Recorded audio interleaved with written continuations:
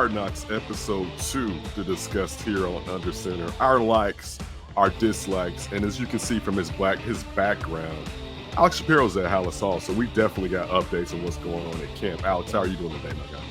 I am doing wonderfully. It was a glorious day at Hallis Hall. Well, that's great, and I'm looking forward to us, of course, discussing it. We'll do that in our second segment, even though we're not going to break it up. Let's start off, of course, with Hard Knocks. I didn't know. I was just looking at the Tribune's Colleen Kane wrote that if you had HBO Max, I actually do have Max, but I actually have HBO. I haven't cut the cable like most intelligent people. So I didn't know that you didn't get the episode to 75 minutes after it had already started, which that would make me upset if I was a Bears fan and I was paying for a service to see something, or in general, if I have HBO Max and I care to watch Hard Knocks. But again, I got to see it recorded, so it was good to go. Some of the highlights of the episode, we have, of course, the return of Jonathan Owens back to camp. We have Jalen Johnson discussing himself being rightfully upset about not making the NFL players top 100. We, of course, got last weekend's preseason game in Buffalo. The ups, mostly the ups. There were a few downs. And of course, we got to talk about what happened with camp and anything else we didn't care for. So let's start off right there, Alex. What did you think about the show? What do you want to kick it off with talking about the show? You know, I think the editors have done a phenomenal job of making boring football practice, individual drills look awesome. You know, for Hard Knocks, for me, it's not about the guys throwing in shorts in slow motion, because it's guys throwing in shorts in slow motion. It's about the insights. It's about getting a behind-the-scenes look at a meeting room about how a coach is in front of his players, and we've seen that stuff. But the highlight reel cut to the blues band was excellent. They had it cut to the music so perfectly that, you know, typically the highlight drills are like when I'm pulling out my phone and scrolling on Instagram or whatever. And it's like, all right, let's just get back to the guys in the classroom. I was actually riveted during that highlight reel, even though they've got the dudes who are injured with the ropes. You know, they make the ropes look cool. If you're on the ropes, it means you're hurt and you're not participating in practice. But they made it look cool. So I thought they did a really, really nice job of doing that. And I don't really recall seeing anything like that in past seasons. All right, so I'm going to be a hater on this episode. I want to start off with the blues band. Alex, you've lived in Chicago or Chicagoland your entire life. And I think some people haven't, even though Chicago is one of those cities where the blues has thrived and different aspects were generated from that Mississippi sound. If you've never been to some of those blues clubs in Chicago, you're doing yourself a disservice. And if you're someone who wants to go with a significant other or out on a date, it will definitely help you how those rhythms get you moving or get that young lady moving, me being a heterosexual male. All right. That it wasn't enough for me. It wasn't the grit. Like if you've ever been to, like if you've ever seen like a music video and or put it like this, and I'm gonna age myself and date myself. If you can think about the Matrix, and I don't know if it was 2 or 3, where they went down to where the humans were surviving. Oh, yes, the underground. And the music was, and they were all in this tantric dance. That's what a good blues club would do for you guys and girls out there or whatever. So that crossed my mind watching it, and I'm happy that you mentioned it as Hater Ken is on full display here. Listen, I think you're right. The editing, it's particularly with, I don't know. I think there's so many human aspects of this show they're neglecting by trying to be vanilla, to be honest with you. I think when you look at like some of the struggles, and maybe it'll come out in later episodes with the O-line, with what just injuries and it's maybe the Nate Davis stuff, because that kind of people are kind of sick and tired of that discussion. And I don't know enough. Of course, you look at the unfortunate situation with his mother passing last year, how people didn't know, but it seems like Chicago fans are kind of sick and tired of his availability issues. But the flip side is Tevin Jenkins and how we all want Tevin to make it. And, like there's things where it's not a knock on the player. And that's kind of more what I want to see. If you've ever played sports, there was nothing worse than me as a kid growing up playing sports, particularly football, and being at Gately or someplace, and I'm out there risking life and limb if you play football, and some referee telling me not to curse. Like, okay, kid, don't. And I understand you're a grown up and maybe you don't like hearing kids cursing. And I'm not saying cursing profusely. I just mean a curse word here. You know, like it happens, all right? And like I know they're editing, they're bleeping it out, but that's like when we talk about when camp starts, the grass, the smell of the grass. Like if you play and you be like, man, the smell of the grass out there. Swearing is a part of that too. Am I wrong, Alex? Correct me if I'm wrong. You're absolutely not wrong. You're definitely on base. It also seems. I wonder if that's a Bears decision because I feel. Yeah, like I think no. I totally think it's a Bears decision, yeah, Alex. I think this is in a Bears past decision. Hard Knocks, they've let those F-bombs fly. But maybe the Bears say, "Hey, we don't want this a part of our brand. We are a family for all ages. You know, the Bears Hard Knocks should be a show for whoever, come one, come all. Even though this is on HBO, where HBO can do whatever they want. For the Bears, for our organization, if a 5-year-old wants to watch Caleb Williams, there shouldn't be any fear that this 5-year-old is going to hear language like that. So that's, I bet where that, I don't know, I'm speculating, but I bet where that decision comes from. I agree with you. I know. Put it like this, and I could be wrong. I know, and I get the brand, but we're living in 2024, and those 5-year-olds hear those words anyway. I think you can put a cap on it. You can say 2 F words. And I'm just saying the F word can still be a bit much, but a shit here and there doesn't hurt anybody. You know what I'm saying? Like it doesn't. This is the Under Center podcast. I know. We try not for all ages. I'm sorry. I'm a human being. I'm a grown up. I use profanity. I know that some people will say it shows a lack of vocabulary, dexterity. Whether you get what I'm trying to say. Yeah. But still, like it's just they have now. Like it already has me, Alex, thinking about, okay, will they do this again in 5 years and kind of learn from some of the stuff that they're doing, because they're manicuring it too much, and you already have the star quarterback that's coming in, right? And I like where Ian Cunningham and Ryan Poles were talking about, look at Caleb, the rhythm and how things are looking better. I like those aspects of behind the scenes, but there's so much story. I like seeing DJ Moore's family, his wonderful daughter and his son, and how well his family is and his fiance. I need that. Looking at even Austin Reed. And I know you have to have the stories of the players that may not make the team. Not saying Austin Reed may not make the team. It's nice to see his family. No. The Austin Reed, the quarterback. Yeah, we're definitely gonna get to Booker. Because they have his mom and dad, and they didn't get to really see him in the first episode because the storm took him out. Took him out when he got in the game for Beijing or whatever. I know that we need the feel good parts of this, but I need that grit too, perhaps. And it doesn't have to be former Bear, former Dolphin, Brian Cox when he was like the Falcons defensive coach. I forgot what part he coordinated on but he was swearing. I need a little bit of that because it's football. And, I liked where they were talking about, I liked Velus Jones' part where he was saying as far as, getting out there and, how the difficulties of being a running back and what could happen as far as making the team. The same with Dominique Robinson. But it's just, there's so many stories here that I feel the team, I'm not saying this about HBO, that I feel the team wants to control, which is not going to be a knock on anyone to just give us a light. We already know because we live in the city and we discuss this majority of the time, in my opinion. Yeah, I hear that. It at times does feel a little sanitized. I understand where you're coming from. But I do feel like it is still cool to see Matt Eberflus saying, like, okay, this is great, but this is a 6. Let's see if we can turn up to an 8. It's cool to see Matt Eberflus, as I was saying before, in front of the team, leading that room, what the talent shows look like and how they break out after that. Yeah, it's cool to see Caleb Williams really interacting with Rome Odunze on that missed incompletion. It looks like it could have been a touchdown. Runs open in the end zone. Williams misses him, right? And Williams breaking it down and saying, "Oh, when this happens, I want you to do this instead of what you did, which was that."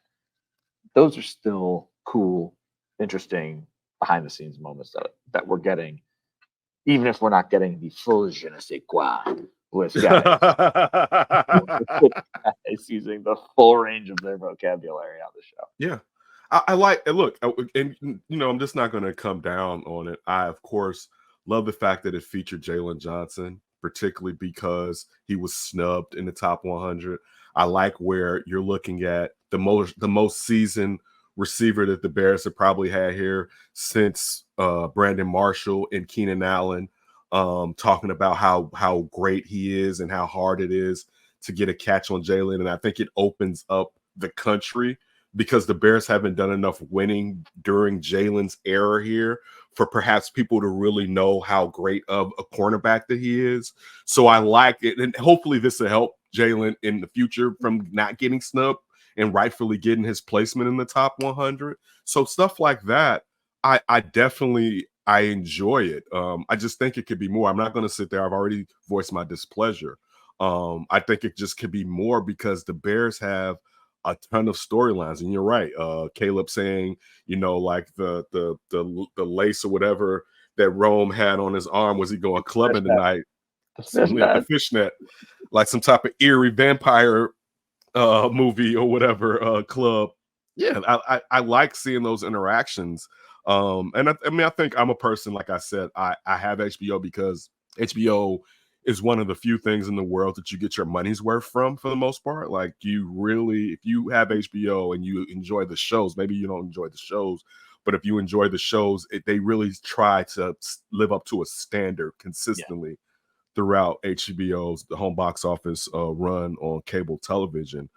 So that was good. It was good to also the Austin Booker. You mentioned Austin Booker a second ago, and seeing his development, particularly because that's something that we've talked about a lot in this offseason, and we've said for years, the Bears need a one-trick pony, and I'm not saying he will be this, but a Mark Anderson type as we live on through the history of Mark Anderson's rookie season.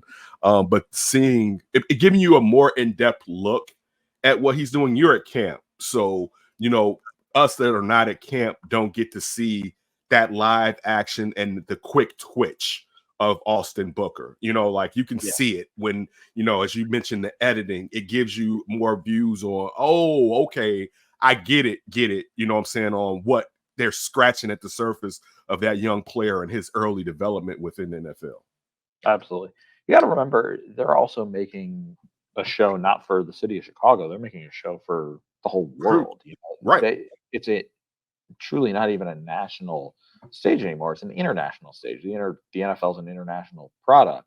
So when you learn that Jonathan Owens is married to Simone Biles and the Olympics are happening now and he's going to the Olympics, from an international perspective, obviously Jonathan Owens is going to be a character. Obviously, that's going to be a storyline that they follow and spend time with.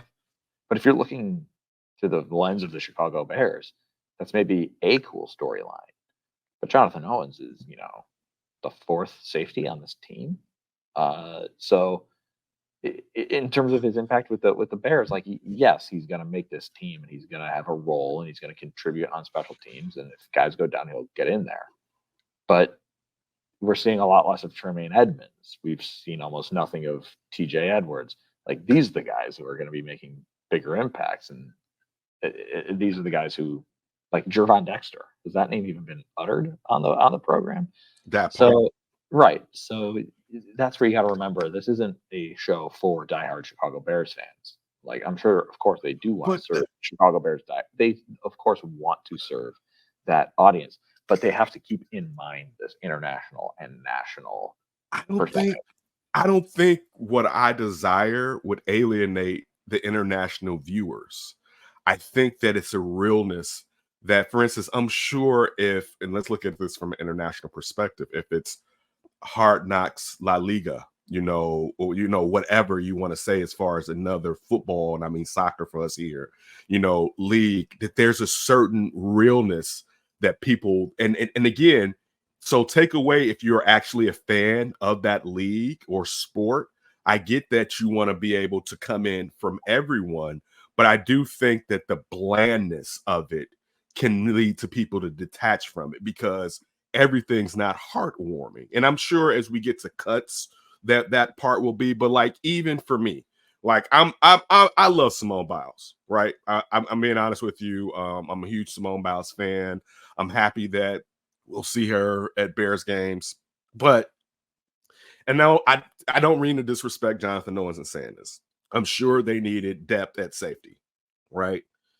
But part of me had to think, and maybe this is me being a contrarian, that the part of the signing was for something like this. You know what I'm saying? The Olympics are this year. I'm just telling you. I've mentioned this before on here. No. I'm not saying that you don't want to sign him because you don't think he's a good player, but you rate the pros and cons of everything. And when it's like, hey, I got this guy and he's a backup safety and he's good. I got this guy, he's a backup safety, and he's married to one of the biggest athletes in the world. And we're going to be on TV this year, and we're looking for a new stadium. Like, we need a great narrative. Which way are you going to go? Like, let's not BS on this bad boy, right? I'm just saying, look, call me out. If I'm wrong, I'm wrong. But I mean, you know narratives, and people like just your whole point of this looking for a broader story. I think we'd be naive to think it didn't cross someone's mind that this could help. I'm not saying don't sign him, but if you don't think they were like, it won't be bad. I hate seeing it in Green Bay. That's just me. I could be wrong. Tony says this in the chat of something that we talked about as far as final say. Yes, teams do get final say. We know the Bears have final say in this. Yeah. And he also asked, are the Bears doing this on purpose? I think to Alex's point, I think the Bears believe they have a brand is great.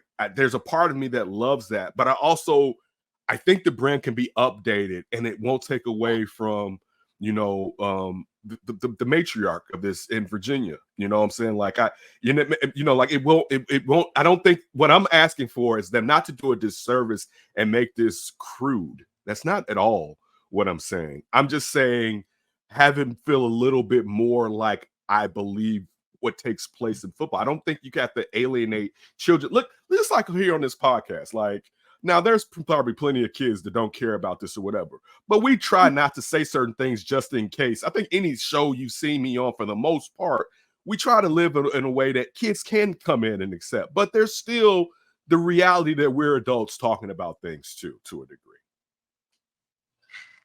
Yeah. As the lights go out or behind Alex. Yeah, we got spirits. We got spirits. Lights going on and off.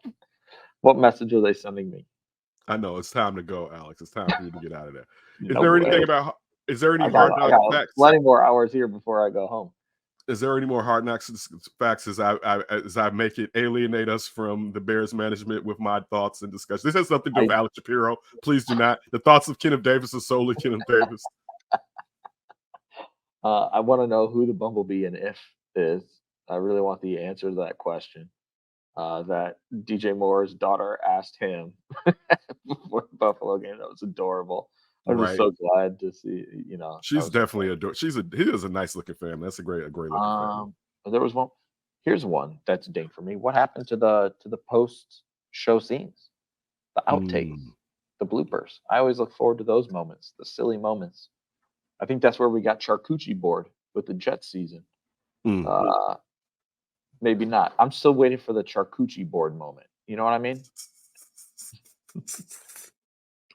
Yes, I do remember that. The player couldn't say what player was that? Couldn't say charcuterie. What player was that? I don't know. I don't remember. Yeah, and I agree with that. But let's go to camp, Alex. What's taking place this week after the victory in Buffalo? I know. I think the young lady came back in and turned them on for you. If you didn't see, a second ago, this young lady walked in the room. What are we missing out of camp, Alex? So everybody can know, and we can get these updates out to all our listeners. So today was Tanzel Smart. That's a Tanzel Smart from Tony Gill in the chat. I wonder if that's Montez Sweat. Unsure. Montez Sweat was back today. So today was padded practice. It was a bit abbreviated because tomorrow by the time you're listening to this on Thursday, potentially, the Bears are welcoming in the Cincinnati Bengals for a singular joint practice. And we know how much NFL teams love joint practices. Matty Eberflus has said in the past that joint practice reps are just as valuable as preseason reps because teams, it's tiring going against the same guy over and over and over. You see the same looks, you see the same moves. So this is an opportunity for the Bears to get some really good work in against different players who haven't seen your moves. You haven't seen their moves. So it was a little bit shorter today. My expectation is that it's going to be much longer tomorrow as the Bears, do that Bengals stuff. And then obviously they have the preseason game against the Bengals on Saturday. So they were in pads. What was great to see from the health department, lots of guys were back doing teamwork. Kyler Gordon was back on the field. Tyreek Stevenson was back on the field. Brisker? Not Jaquan Brisker. Montez Sweat was back on the field. And Nate Davis, truth be told, was not here on Tuesday. But Nate Davis, who I think had been ramping up, he was on the field for a large portion of team drills, if not all of the team drills. So the team is starting to get back. They're trending in that right direction. Are they at full health? No. As you said, Jaquan Brisker still on the bikes. Roshan Johnson was not participating in team drills. We still don't know where Patrick Scales is. So there are definitely still guys out, but they're at least trending in the right direction, and all of those guys made big plays. Tyreek Stevenson had wonderful instinctive read in zone coverage concept, just easy PBU, got in front of the ball, broke it up. Kyler Gordon, the very first play of 11 on 11s, it looks like Caleb Williams has he had a free play, so he drew an offsides, and it looks like he's got a shot to Gerald Everett in the middle of the field. Kyler Gordon makes his way over, gets his hand in the middle, breaks it up, PBU. So, no free play for you. And then Montez Sweat also, just continues to create pressure, ran Caleb Williams out of bounds, forced an incompletion. So all of these guys who, just kind of made it back onto the field for team drills, all of them made an impact. Maybe Tanzel Smart's the jet player with the charcuterie board. Tanzel Smart's the charcuterie man? Yeah. My question would be when Nick, and again, maybe that you have to ask this for us if it hasn't been asked, Alex. If Nate Davis is healthy, now we don't know if the starters are going to play. I know the Bengals have already said that their starters aren't going to play this weekend. We know with Indianapolis last year, Matt Eberflus, after having joint practices, decided that the starters didn't need to play. And there's nothing wrong with that. If you get what you need out of these joint practices, I wouldn't be upset. I still would like for Caleb to get out and get a series in, or two, just because, I think he would need it. My question, though, would be if Nate Davis, and it may not be this week, let's just say hypothetically next week, if he's healthy and ready to play, will they go back to interchanging the center, or is it now let's stick with Shelton because Bates may be the rotation guy? Like, do we have an answer with that, Alex? It's a good question. Ryan Bates is one of those guys who was out today, so it was kind of a moot question. My gut instinct will be, as we now get to the later stages, we're kind of right in the middle of camp now. As we get to the later stages, I think the Bears are going to want to get a group in place. And let's just say it sticks with Nate Davis is now healthy. Ryan Bates is now unhealthy for a period of time. That, maybe they do just leave Coleman Shelton at center and have Nate Davis at right guard. But that's a really good question. If, let's say, Ryan Bates is healthy tomorrow, back in there, I'm definitely going to be tracking every time the first team comes out and who's at center in the middle of that line. Alex, your thoughts on will the starters perhaps play, or will they kind of follow what they did last year against Indianapolis and perhaps just say these joint practices are enough reps for the starters? I don't know. Conventional thinking says the starters will sit. The Bengals have already said the starters are going to sit.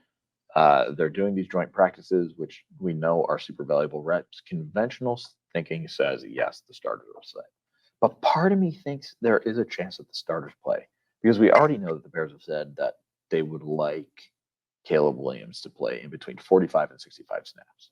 Mm-hmm. And I know that that's fluid, and I know that, Eberflus and the team could change their minds. They could say joint practice was amazing. We're dialing that number back. That could happen.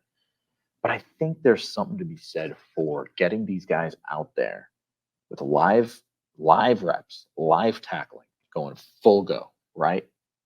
No early whistles because, we're calling that a sack. No, let them play. And I think, I don't know, maybe not. I haven't thought about it too much about would you rather do that on Saturday in the second to last preseason game, or would you rather do that on a shortened week in the final preseason game? My gut says do it now. And then you don't have to worry about going through the short week to get ready for Kansas City. And instead you use that short week to just continue preparing, guys sit, get healthy for week one, right? Mm-hmm. Did the game and how well Caleb played in those two series, is that translating into 11 or 11? Or are we back to where we was last week where there's not a lot of connections as far as receptions on 11 and 11? Nah, things did look better. Today. 11 on 11s, there were some good gainers. There were some chunk plays, some chunk passes. One in particular, there was a little looks like a corner route, let's call it, to Keenan Allen along the sideline. Keenan Allen gets super open. Caleb Williams lays it on perfectly. Big game. He hit Dante Pettis on a big dig at one point. That was a really good gain. He was hitting Cole Kmet. Screen game continue to look good. And then 2-minute drill, the situational stuff, which has just been dominated by the defense. They at least got some momentum going. Before it was like 3 and outs or pre-snap penalties, or it was just sloppy, clunky. We use that with those words a lot. This, at least they got something going. They moved the ball down the field. They got to use their timeout. They got into the red zone before then fizzling out in the red zone. So they didn't score the touchdown that they needed to win the 2-minute drill, but they moved the ball. They got some first downs. They had some dangerous looking plays, and they had some gainers that looked good, even though ultimately they didn't score. Anything else with practice that stuck out to you before we get off?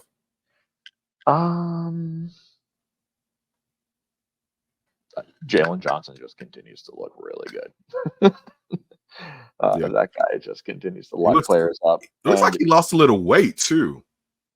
Interesting. In a good way. I'm bad at that. The only one I noticed was Jervon Dexter, because he's like, okay, he looks a little compared to his rookie season, and I see it in his lower bottom half, like his calf. He looks lighter.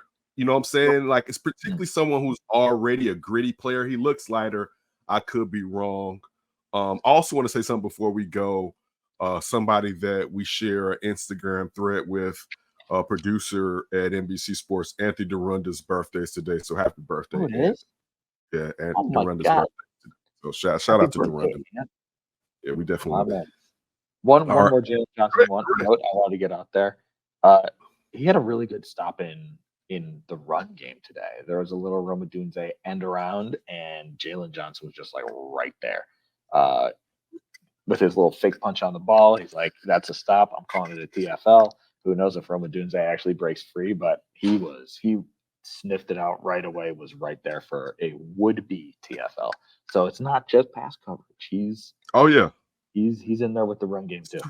The real deal. He is one of the better all-around cornerbacks within the league, and hopefully getting back to Hard Knocks, it helps him gain more exposure to people that don't know how well of a player that Jalen Johnson is. I know it's funny. Last year, I want to say this, there were people that I would debate with that just wanted to run him out of town, and it made no sense to me that you had a player, and first of all, you had money to all right, and a player that earned it and then stepped up. It's funny because those people had to shut up because he got the turnovers last year. So shout out to Jalen Johnson. being an outstanding Bears player and setting the standard. One thing I will say this about Hard Knocks, watching it, I thought about, man, you know what?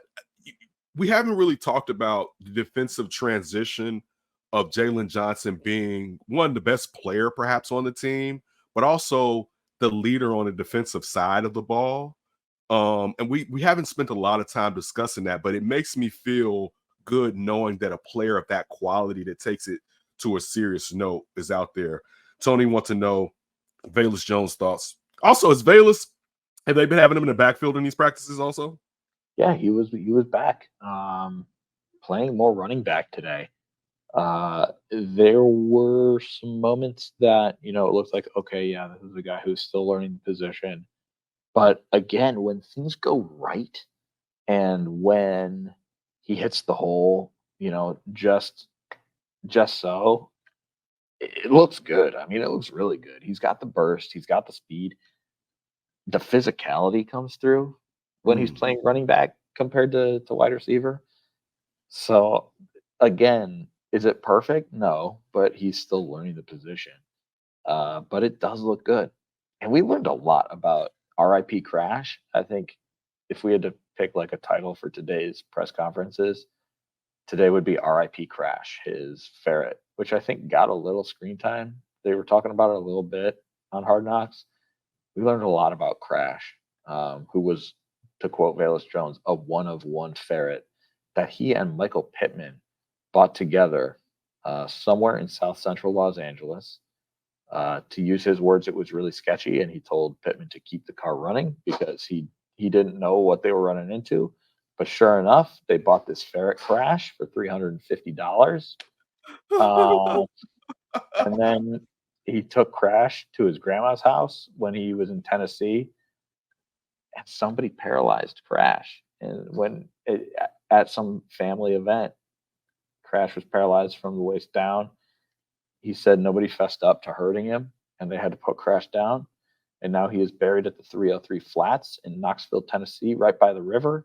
I looked it up on Google Maps. It seems like a nice resting place, man. It looks like a nice resting place. But he and Michael Pittman, teammates at USC, they just fell in love with ferrets on a team trip to Idaho when they were visiting Washington State University. It was a night game, so they made a trip to a pet store, learned about ferrets, fell in love, and that led to him buying Crash. And he said when he put him down, he shed real tears because real men shed tears. He wasn't afraid to say it. He's like, man, I get emotional. And that was a legendary ferret one-on-one. So I'm just going to echo that. RIP Crash. First of all, shout out to having good friends and doing things that shenanigans wise. Like anytime you have to tell somebody to keep the car running, a good time is definitely going to end. So definitely, I love that. Also, like anybody that's had to bury a pet, and you know what I'm saying, that's just one of those things that it hits you in the heart. And shame on the family for not telling the truth about what happened to that damn ferret. You damn it.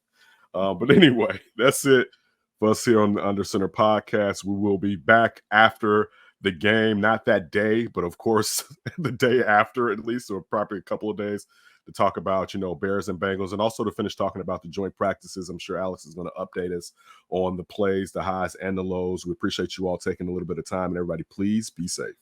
RIP Crash. Congrats, you finished the video. If you want to build on that success, download the NBC Sports Chicago app. It's got highlights, exclusive insights, and push alerts tailored to you. Everything you need to be a real Chicago sports fan. Download it now.